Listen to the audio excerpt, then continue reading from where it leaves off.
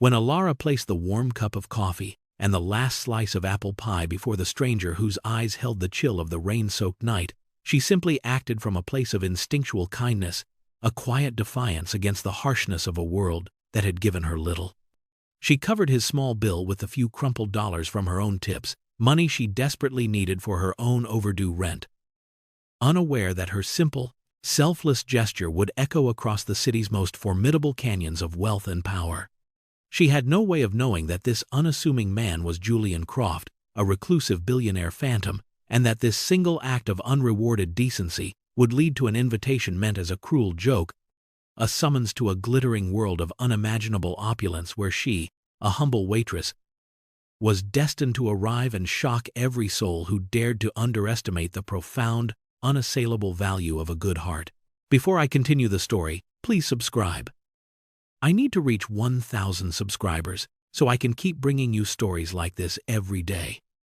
It's just one click for you, but it means a lot to me. Thank you.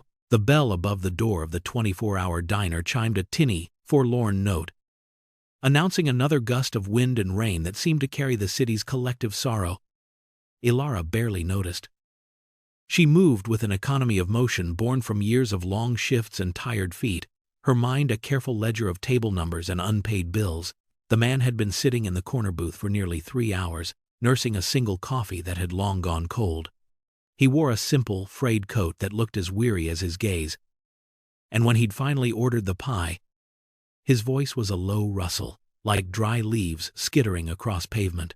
When the time came to pay, his hand trembled slightly as he searched his pockets, a flush of shame coloring his pale cheeks. He'd found nothing. Alara had seen that look 1,000 times, the quiet panic of a small dignity about to shatter. Her own life was a tapestry of such moments, a constant balancing act on the precipice of financial ruin. She was perpetually behind on rent for her tiny, drafty apartment, the one with the window that rattled with every passing bus. She was saving every spare dollar for her younger brother's medication, a cost that rose with the relentless certainty of the tide. Helping this man meant her own dinner might be a meager slice of toast, but the thought of his humiliation was a far heavier burden to consider. She gave him a small, reassuring smile that didn't quite reach her tired eyes. "Don't worry about it," she whispered, her voice barely audible above the hiss of the coffee machine. "It's on the house tonight. Everyone needs a little help sometimes."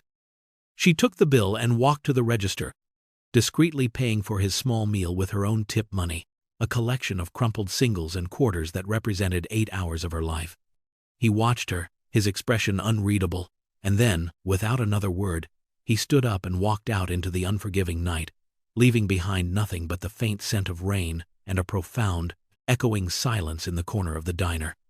Alara wiped down his table, the damp cloth tracing circles over the worn linoleum, her thoughts already moving on to the next customer, the next order, the endless cycle of her life, never once imagining the monumental ripple she had just sent out into the vast, indifferent ocean of the world.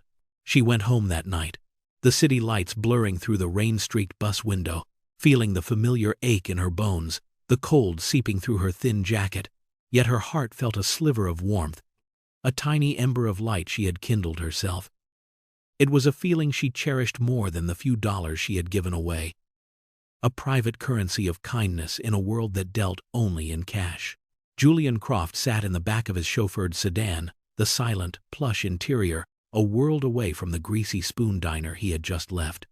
The city's glittering lights painted streaks across the tinted windows, but he saw none of them. His focus was turned inward, replaying the scene at the diner over and over again. The waitress? Alara. He hadn't asked for her name, but he'd read it on the small plastic tag pinned to her worn uniform. He had spent the last 5 years in a self-imposed exile, a ghost haunting the corridors of his own life. The accident that had claimed his wife and daughter had also stolen his faith in humanity, leaving behind a hollow man rattling around in an empire of glass and steel. He had built Croft Enterprises into a global behemoth, yet his own world had shrunk to the size of a mausoleum. He was surrounded by people who wanted something from him.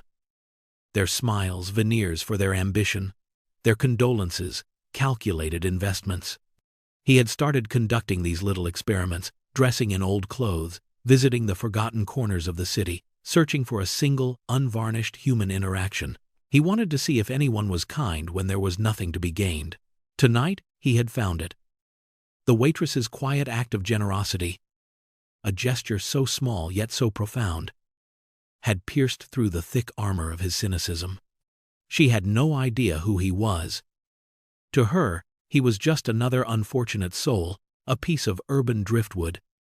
She had sacrificed what little she had for a complete stranger, expecting nothing in return.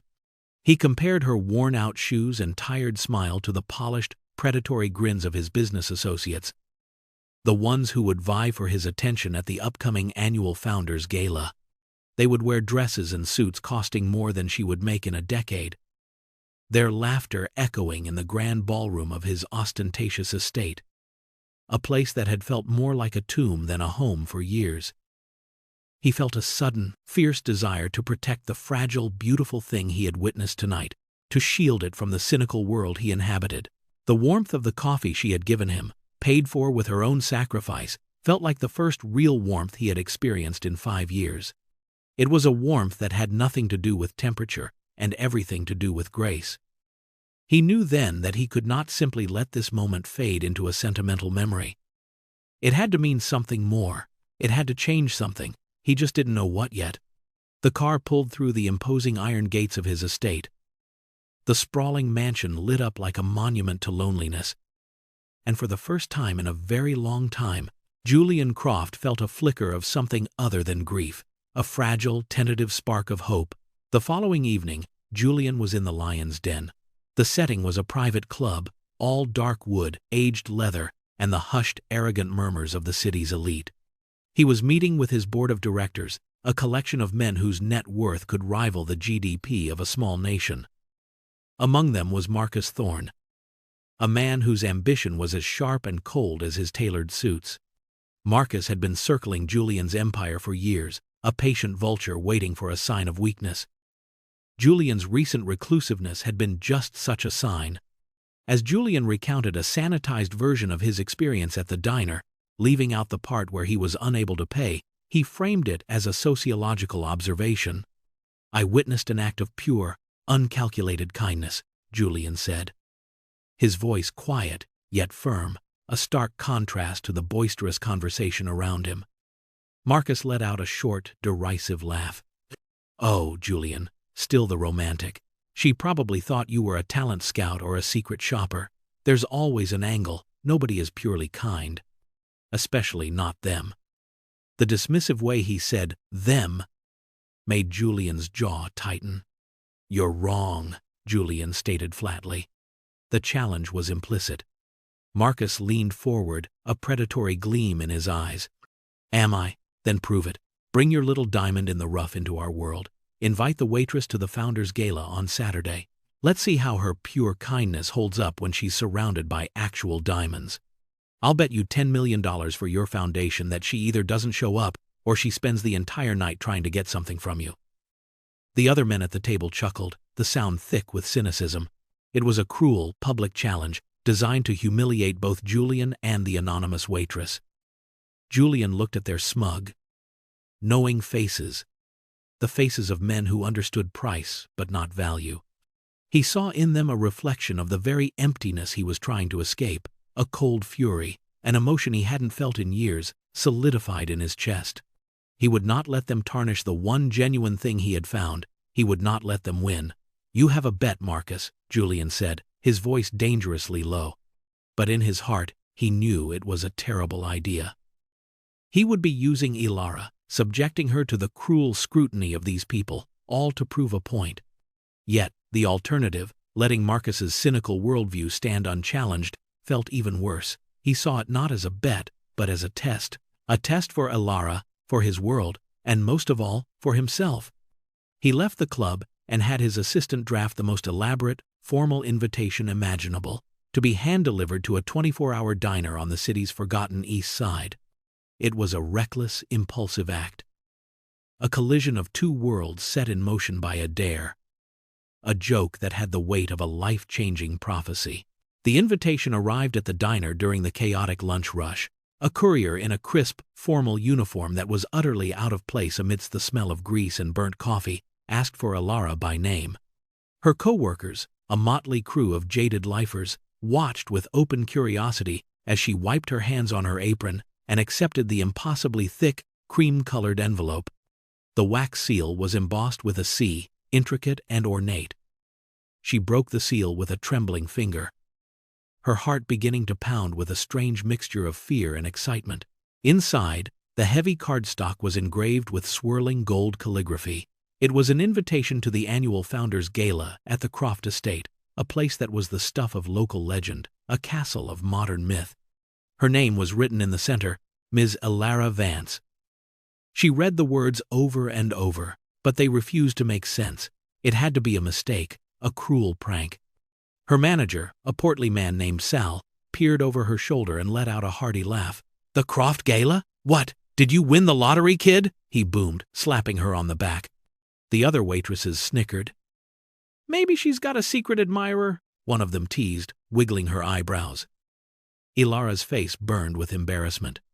She wanted to crumple the invitation and throw it in the trash to erase the ridiculous notion from everyone's mind. But then she remembered the man from the other night. His sad, quiet eyes. His frayed coat. Could it have been him? It seemed impossible. He looked like he didn't have 2 pennies to rub together. How could he be connected to the world of Julian Croft? Yet a small, persistent voice in her mind whispered, "What if?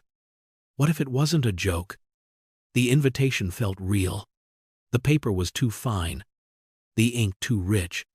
She tucked it into her apron pocket, the sharp corner of the cardstock pressing against her side like a secret. For the rest of her shift, she moved in a daze, her thoughts a million miles away from the orders she was taking and the tables she was clearing. The invitation was a portal to another universe, a universe of glamour and wealth she had only ever glimpsed in magazines. It was a place where she did not belong, a place where she would be an object of ridicule, and yet the sheer audacity of it, the impossible, fairy tale quality of it, sparked a tiny flicker of defiance in her soul. A life like hers was a relentless grind. There were no magic carpets, no fairy godmothers. But for the first time, she allowed herself to wonder. She thought about her mounting bills, her brother's hopeful face, the gray, monotonous landscape of her future. This invitation, whether a joke or a genuine, inexplicable gesture, was a splash of vibrant, terrifying color in her monochrome world. The invitation sat on Ilara's small, wobbly kitchen table for 2 days. A stark, white rectangle in her world of faded colors and second-hand furniture. It felt like a ticking bomb, a promise, and a threat all at once. Her mind was a battlefield of conflicting emotions. The practical side of her, the side that had been forged in hardship, screamed that it was a trap. She pictured herself walking into a grand ballroom, a place of shimmering chandeliers and impossibly beautiful people, and being met with laughter. She saw their condescending smiles, heard their whispered judgments about her cheap dress and her rough hands. The humiliation would be unbearable. She had spent her entire life being invisible, and she had learned that there was a certain safety in that. To be seen, truly seen by that world, would be to be judged and found wanting. She had nothing to wear.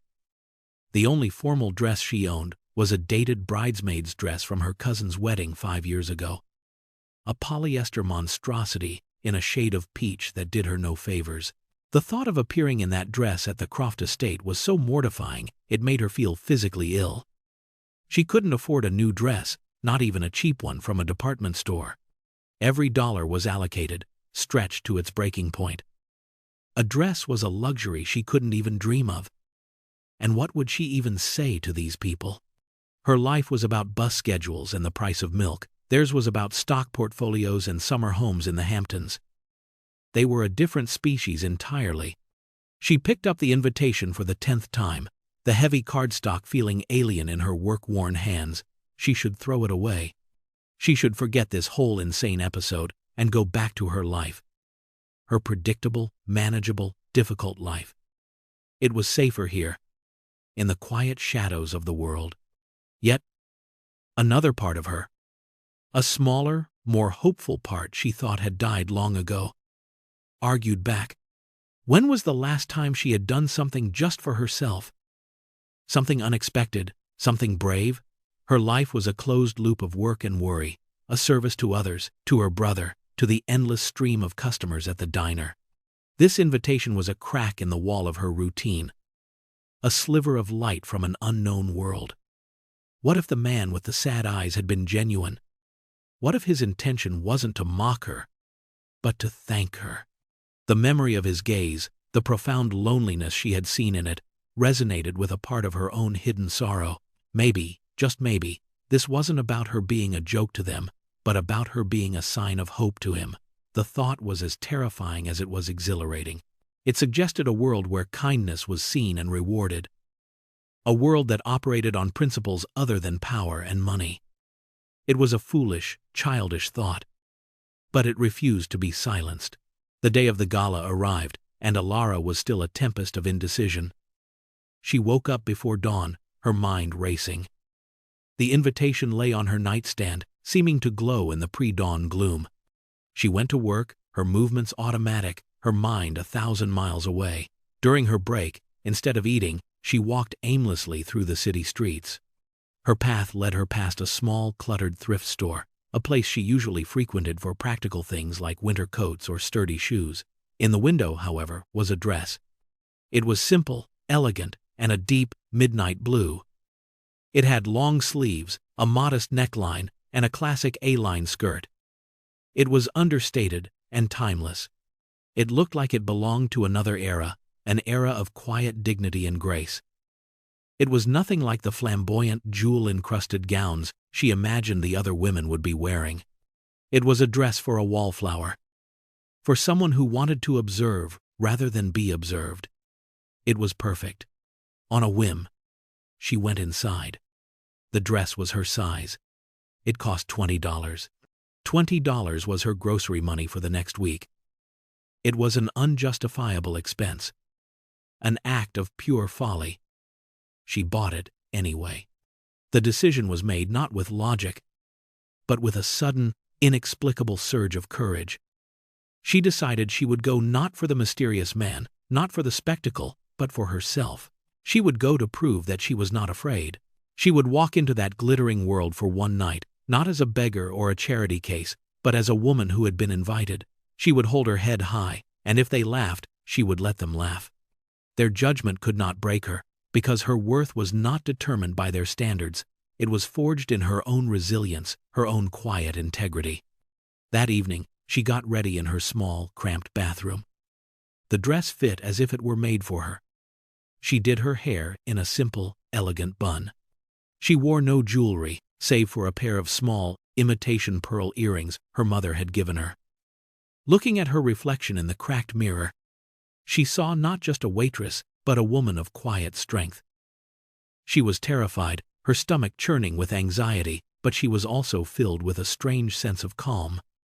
She was Ilara Vance. She had survived everything life had thrown at her so far. She could survive one night in a palace. She took a deep breath, wrapped her thin coat around her shoulders, and walked out of her apartment building to catch the bus that would take her to the part of town she had only ever seen in pictures, to a life she could never have imagined. The bus wheezed to a stop several blocks from the Croft estate, as public transport dared not venture closer to the enclaves of the ultra-rich. Ilara stepped off and was immediately assaulted by the sheer scale of the wealth on display. A procession of gleaming luxury cars, silent as sharks, glided past her towards the colossal iron gates. The air itself seemed different here, cleaner, scented with money and privilege. She walked the rest of the way, her simple flats clicking nervously on the immaculate pavement, feeling every bit the peasant approaching the castle. The estate was not a house. It was a fortress of modern architecture, all glass and stone and imposing angles, surrounded by acres of manicured gardens that looked like they were tended by artists. Music, a soft, classical melody, drifted from within, mingling with the sound of laughter and the clinking of glasses. She handed her invitation to a stern-looking man at the gate, who examined it with an expression of profound disbelief before waving her through with a dismissive flick of his wrist. Walking up the long, sweeping driveway felt like walking a green mile. Every window of the mansion seemed like an eye, watching her, judging her. Inside, the opulence was breathtaking and sickening all at once. A chandelier the size of a small car, dripping with thousands of crystals, hung from a ceiling 2 stories high. The room was a sea of people in designer gowns and bespoke tuxedos, their bodies adorned with jewelry that glittered so brightly it hurt to look at. They moved with an easy, predatory grace, their voices a confident, musical hum. Elara felt as if she had stepped into a different dimension. Her simple blue dress, which had felt so elegant in her small apartment, now felt like a pauper's rags. The fabric seemed dull, the cut plain. She was a sparrow that had accidentally flown into an aviary of peacocks. She could feel their eyes on her, their gazes sliding over her and dismissing her in a single, cold instant. Whispers followed her as she moved hesitantly into the room, looking for a quiet corner where she could disappear. "Who is that? Look at her dress. She must be with the catering staff." The words were like tiny, poisoned darts. She clutched her small, second-hand purse to her chest, her knuckles white. Her courage, which had felt so robust just an hour earlier, was rapidly dissolving into a puddle of pure, unadulterated terror. She had made a terrible mistake. This was not a fairy tale. It was a nightmare. She was an intruder, a spectacle, a piece of grit in a flawless, well-oiled machine. Julian stood on a balcony overlooking the grand ballroom, a glass of untouched champagne in his hand. He scanned the crowd, a knot of anxiety tightening in his stomach. He had been looking for her since the party began, half hoping she wouldn't come, that she would spare herself this ordeal. He cursed himself for his arrogance, for allowing Marcus to bait him into this cruel game. What had he been thinking, dragging an innocent woman into this pit of vipers? Then he saw her. She was standing near a marble column, trying to make herself as small as possible, her face pale, her eyes wide with a mixture of awe and fear. In her simple, dark blue dress, she stood out more than anyone in the room. She was a pocket of stillness and authenticity in a maelstrom of artifice. And she was beautiful. Not in the polished, sculpted way of the other women, but in a real human way. Her presence made everyone else in the room look like mannequins. A wave of conflicting emotions washed over him, immense relief that she had come, and profound guilt for what he had put her through. He saw Marcus and his cronies across the room, watching her, their lips curled into smug sneers. They were already laughing, already celebrating their victory. They saw her as proof of their cynical worldview, a piece of trash that had mistakenly found its way into the palace. At that moment, Julian knew he had to act. He would not let them humiliate her. He would not let them win. He started to make his way through the crowd, his movements purposeful, his eyes fixed on her. The guests parted before him, their curious gazes following his. The low hum of conversation began to falter, as people noticed the reclusive Julian Croft, who rarely mingled at his own parties, striding with intent towards the plainly dressed woman by the column. Elara saw him approaching, and for a moment her heart stopped. It was him, the man from the diner. But he was transformed. Gone was the frayed coat and the weary expression. He was wearing a perfectly tailored tuxedo. His hair was immaculate, and he moved with an aura of power and authority that was palpable. He was the sun around which all these other planets seemed to revolve. The whispers around her grew louder, more insistent. He's going to throw her out. This is going to be good. She braced herself for the inevitable, for the final, crushing humiliation. He stopped in front of her, his eyes searching hers, and in them she saw not contempt, but a deep, aching regret. "You came," he said, his voice a low murmur that was only for her. "I was a fool to ask you to." "My name is Julian Croft," he said, and the simple statement landed with the force of a physical blow. Elara stared at him, her mind struggling to connect the two images. The sad, destitute man from the diner, and this powerful, commanding figure who was the master of this opulent universe. The puzzle pieces clicked into place with a horrifying clarity. The invitation, the stares, the whispers. It was all because of him. Nearby, a woman in a diamond necklace audibly gasped, "The Julian Croft?" she whispered to her companion, her eyes wide with shock. The name rippled through the crowd, and suddenly all eyes were on them, not with casual curiosity, but with intense, focused scrutiny. The air crackled with tension. Ilara felt the blood drain from her face. She wasn't just an intruder. She was the guest of the host, the ghost who had been hiding in plain sight for 5 years. This realization did not bring comfort, but a new, more profound level of terror. She was no longer just an object of ridicule. She was now part of a story, a mystery they were all desperate to solve. The dynamic had shifted in a heartbeat. She was no longer an anonymous girl in a cheap dress. She was Julian Croft's mystery woman. The weight of his name, his wealth, his legend, settled upon her shoulders like a physical cloak. She felt trapped, exposed. A butterfly pinned to a board. "Why?" she managed to whisper, her voice trembling. The question was not just about the invitation, but about the deception, about the entire impossible situation. Before Julian could answer, a smooth, condescending voice cut through the air. "Well, well, Julian. I see you brought your little pet project." It was Marcus Thorne, his face a mask of smug triumph. He sauntered over, his eyes raking over Ilara with open disdain. He looked at her simple dress, her bare neck, her frightened eyes, and he smiled a predator's smile. "I have to admit, I didn't think she'd have the nerve to show up. Tell me, my dear," he said, addressing Ilara directly, his voice dripping with false concern. "Did he promise you a new car? A little apartment?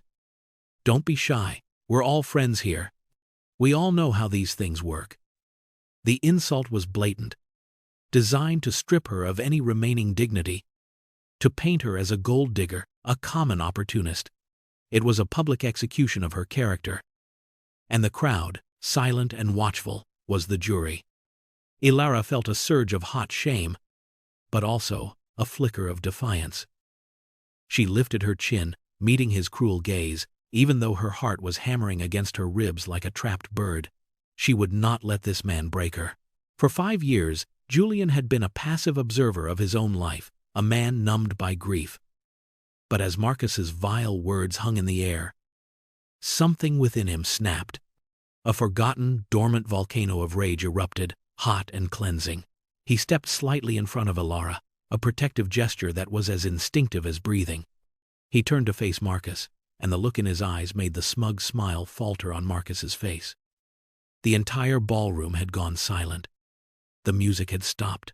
Every guest was frozen, watching the confrontation unfold. This was more than a party. It was theater, and the city's most enigmatic figure was finally taking the stage. "She is not a project, Marcus." Julian's voice was low, yet it carried to every corner of the vast room, each word resonating with a cold, controlled fury. "She is my guest of honor. And she possesses something that you, and frankly, most people in this room, wouldn't recognize if it were staring you in the face: integrity." He turned to address the silent, gaping crowd. "You all see this woman and you see her dress. You see what she lacks, but you have no idea what she has. A few nights ago, I walked into the diner where she works. I was dressed in old clothes. I had no money. I was just another anonymous, forgotten man. When I couldn't pay for my meal, a meal that cost less than the champagne you're all drinking, she paid for it. She paid for it out of her own pocket, with her own tip money.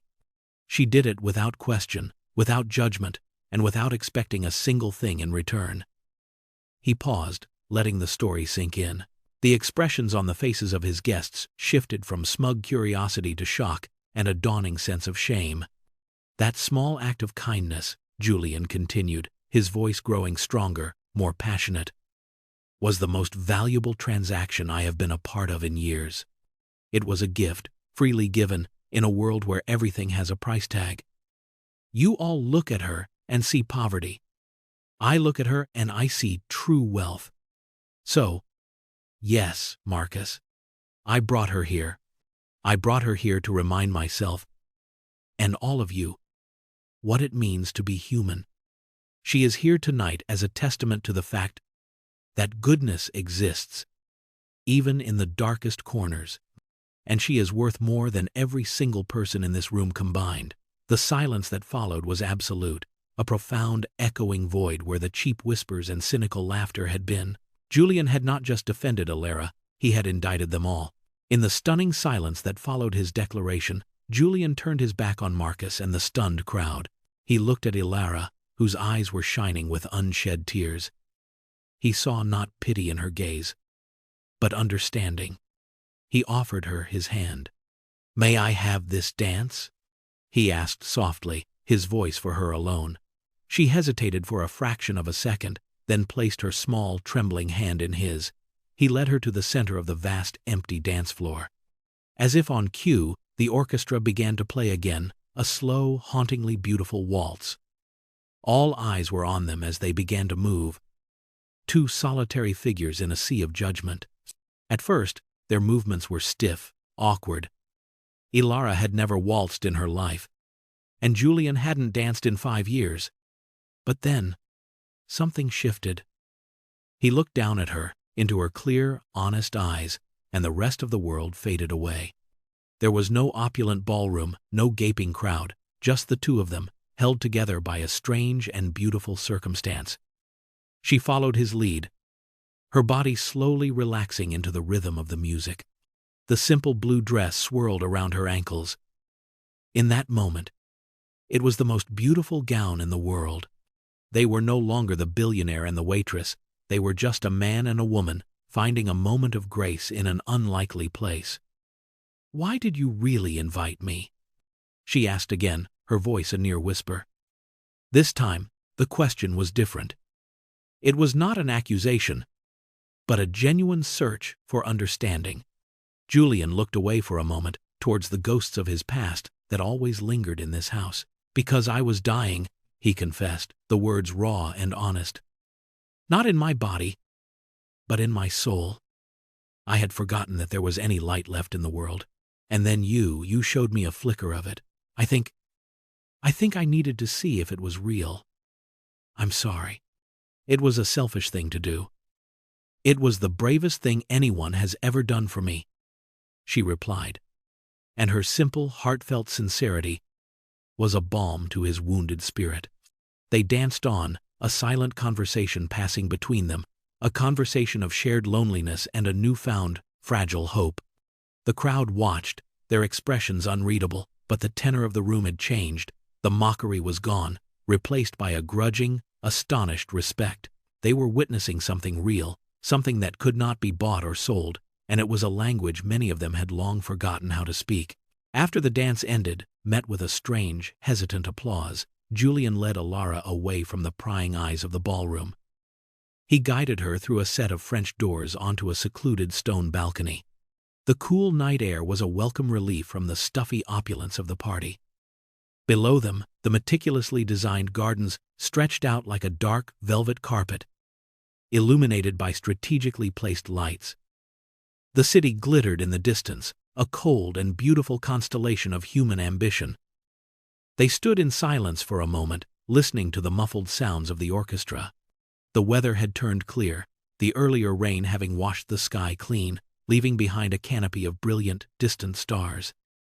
"It was a night just like this," Julian said suddenly, his voice thick with memory. He didn't need to explain.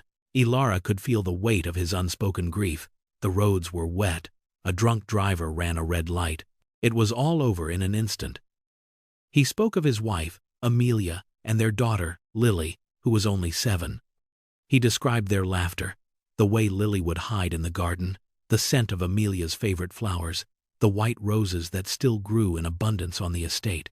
He wasn't speaking to Ilara as much as he was finally giving voice to the pain he had kept locked away for 5 long years. He had built walls around his heart so high and so thick that he had thought nothing could ever penetrate them again. He had surrounded himself with luxury, but all it had done was amplify the echoing emptiness. "This house," he said with a sweep of his hand, "it's not a home. It's a museum of a life that ended.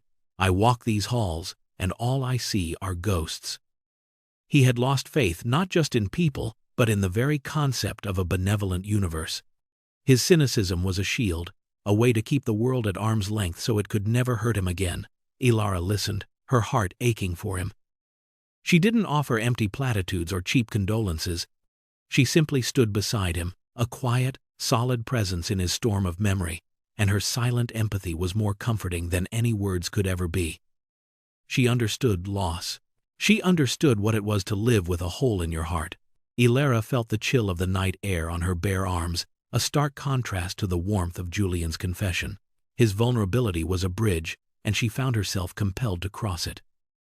"My mother passed away 2 years ago," she said softly, her voice carrying on the quiet breeze. "It was a long illness. The medical bills, they just kept coming. They still are." She spoke of her life not as a tragedy, but as a series of facts she had to navigate. She told him about her younger brother, Leo, a bright, fiercely optimistic boy of 16 whose own future was tethered to the expensive medications that kept a chronic illness at bay.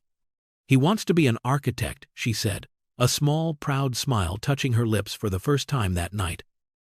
"He draws buildings all day. He says he's going to build me a house with a big garden someday, so I don't have to live in a place with rattling windows." Her own dreams had been put on hold indefinitely. She had wanted to be a teacher, to work with young children, but college was a luxury she couldn't afford. So she worked, picking up extra shifts whenever she could. Her life a relentless cycle of exhaustion and worry. She never complained. Her love for her brother was the fuel that kept her going. "People like us," she said, looking out at the glittering city, "we don't have the luxury of giving up. We can't afford to lose faith. Hope is all we have. It's our most valuable possession." Julian looked at her, truly seeing her for the first time. He saw not a victim of circumstance, but a warrior.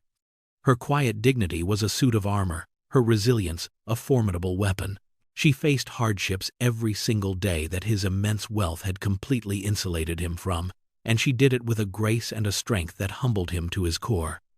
He had thought he was testing her, but in reality, she was a mirror, reflecting his own weakness, his own self-pity. He had retreated from the world when it hurt him. She had faced it head-on, every single day, and had somehow managed to keep her heart soft, her capacity for kindness intact. Her simple, profound statement, "Hope is all we have," struck him with the force of a revelation. He had everything money could buy, yet he had thrown away the one thing that was free, the one thing that truly mattered. Just as a fragile sense of peace settled between them on the balcony, the French doors opened, and Marcus Thorne stepped out. The sneer had returned to his face, though it was now tinged with a desperate, venomous edge. He had been publicly humiliated, and he was not a man who tolerated defeat. He ignored Julian completely, his focus entirely on Ilera. He held out a checkbook and a gold pen, the gesture both ostentatious and insulting. "All right, let's cut the charade," he said, his voice a low, menacing purr.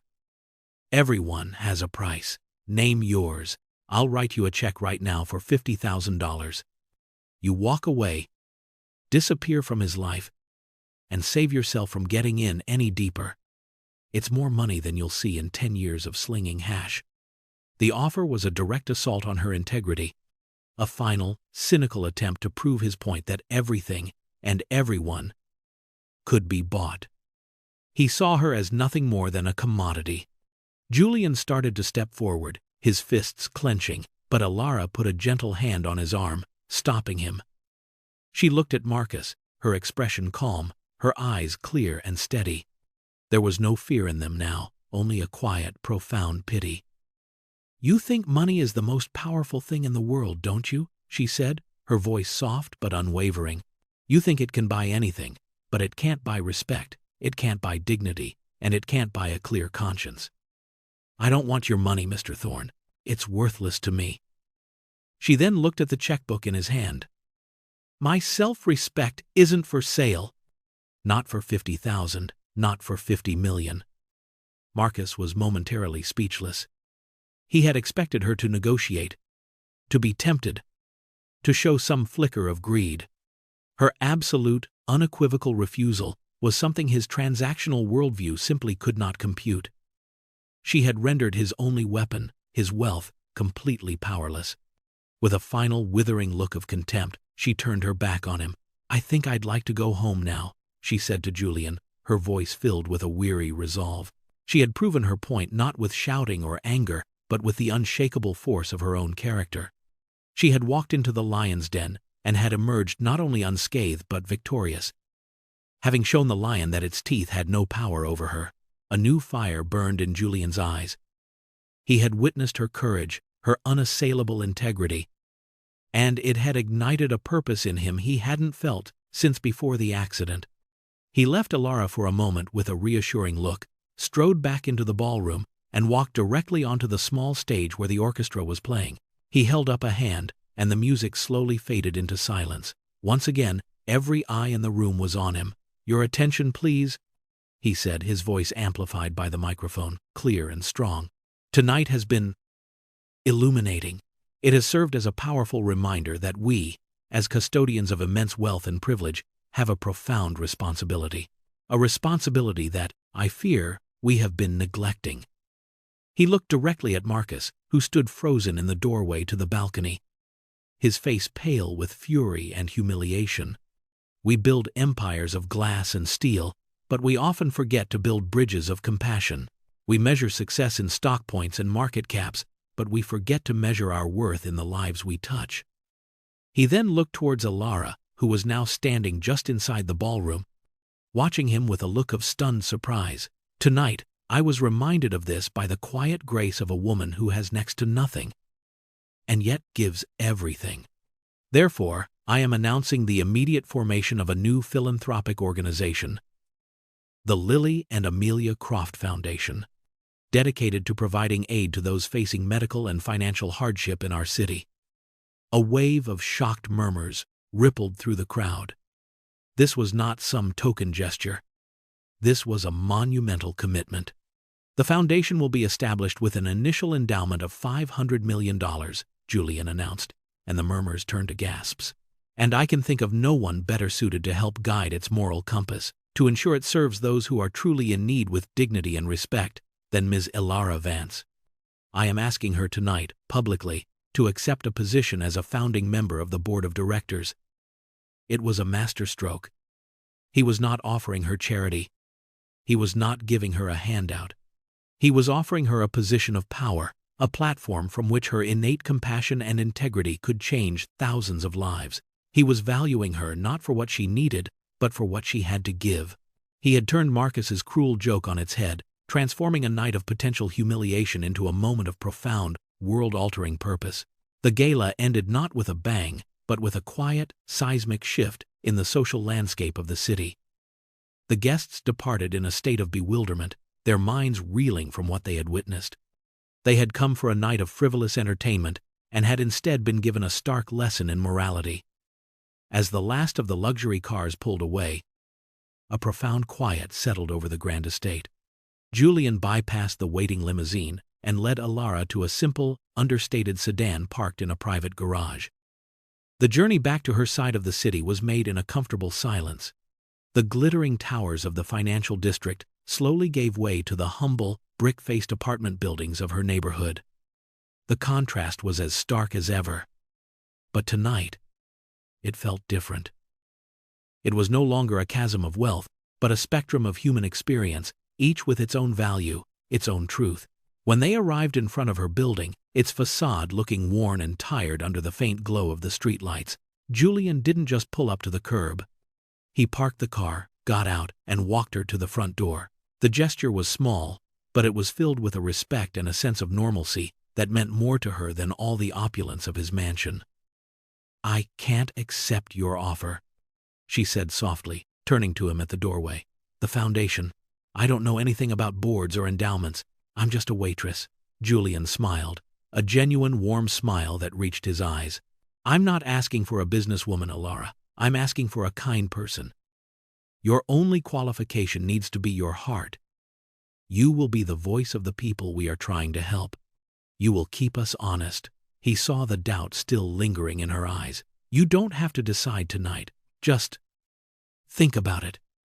He reached out, his hand hesitating for a moment, before he gently tucked a stray strand of hair behind her ear.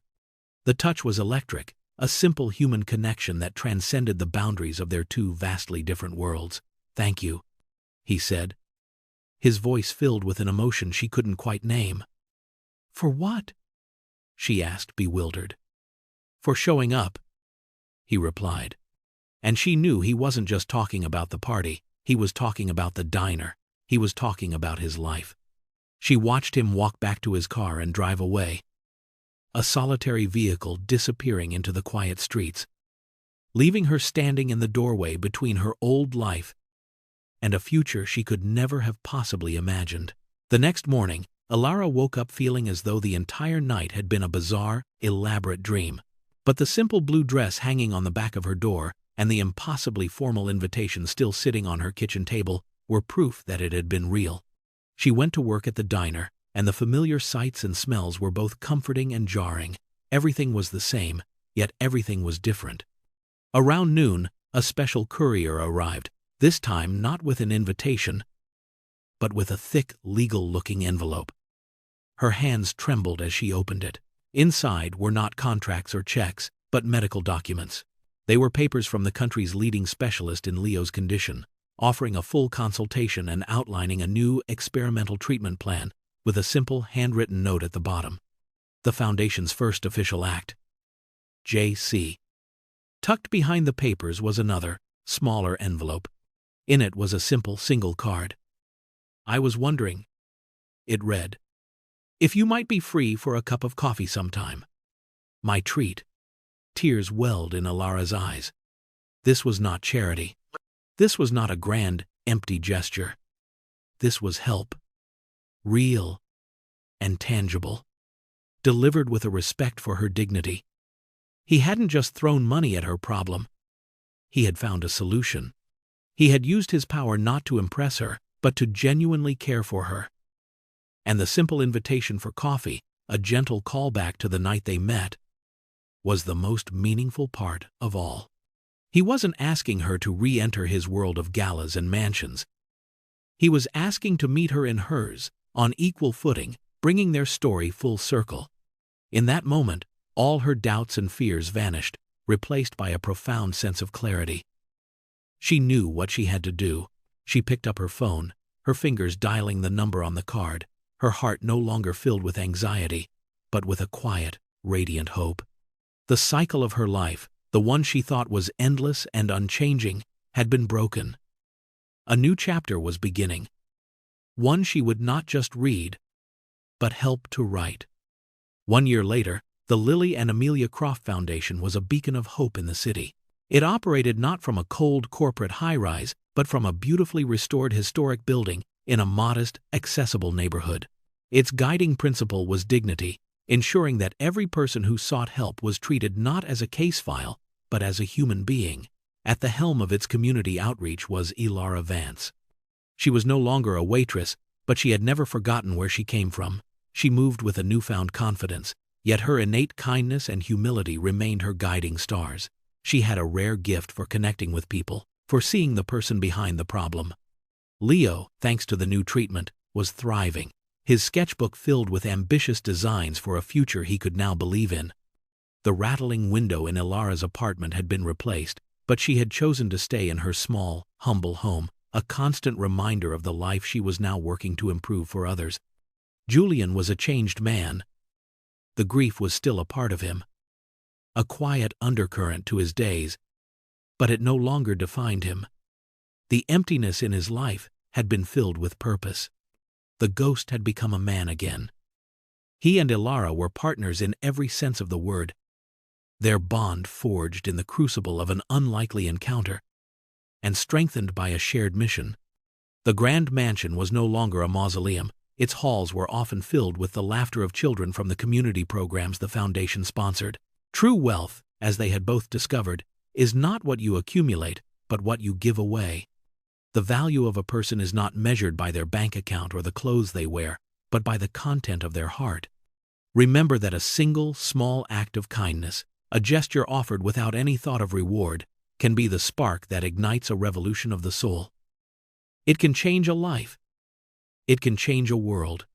So look for your chance to be that spark for someone. You never know who you are helping, and you never know how far that light will travel.